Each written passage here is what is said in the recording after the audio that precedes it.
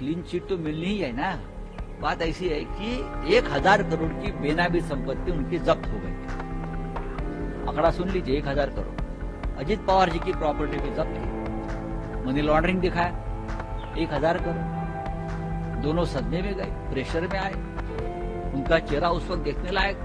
अजित दादा पवार कल शपथ ली बीजेपी के साथ मोदी जी के उपस्थिति में।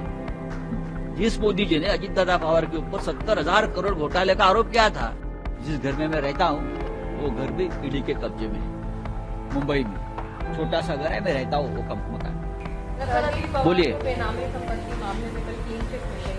अरे क्लीन चिट तो मिलनी ही है ना।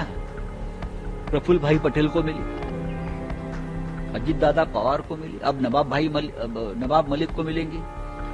बात ऐसी है कि 1000 करोड़ की बेनामी संपत्ति उनकी जब्त हो गई। आंकड़ा सुन लीजिए, 1000 करोड़। प्रफुल्ल भाई पटेल, उनकी लगभग 300 करोड़ की प्रॉपर्टी ईडी ने जब्त की थी। प्रफुल्ल भाई के ऊपर आरोप क्या था कि उनका दाऊद इब्राहिम से लिंक है और वो मनी लॉन्ड्रिंग हुआ है दोनों में, इकबाल मिर्ची, और उससे वो प्रॉपर्टी खरीदी। हम बोलते थे गलत है, ये आरोप गलत है। अजित पवार जी की प्रॉपर्टी भी जब्त की।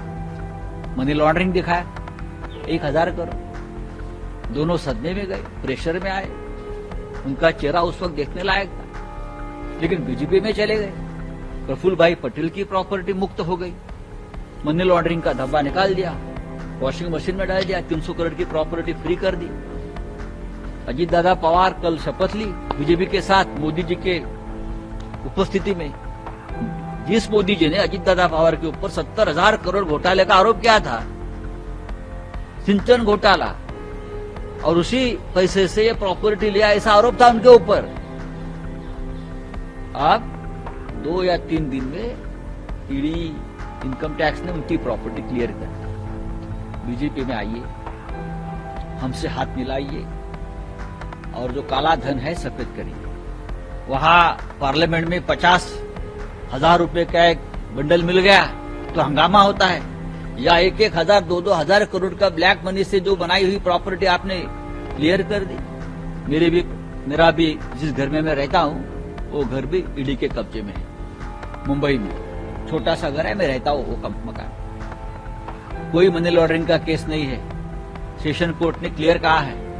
मैं बोल रहा हूँ, मैं और मेरे बच्चे उस घर में रहते हो, वो घर क्लियर कर दीजिए। मुझे बोलता है बीजेपी में आइए। ये खेल चल रहा है। हमने कहा आप लीजिए घर, मैं पार्टी नहीं छोड़ूंगा। हाँ, ये खेल चल रहा है इस देश में। ईडी, सीबीआई, इनकम टैक्स क्या कर रही है?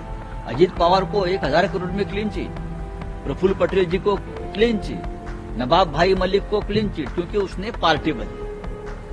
हमने पार्टी नहीं बदली।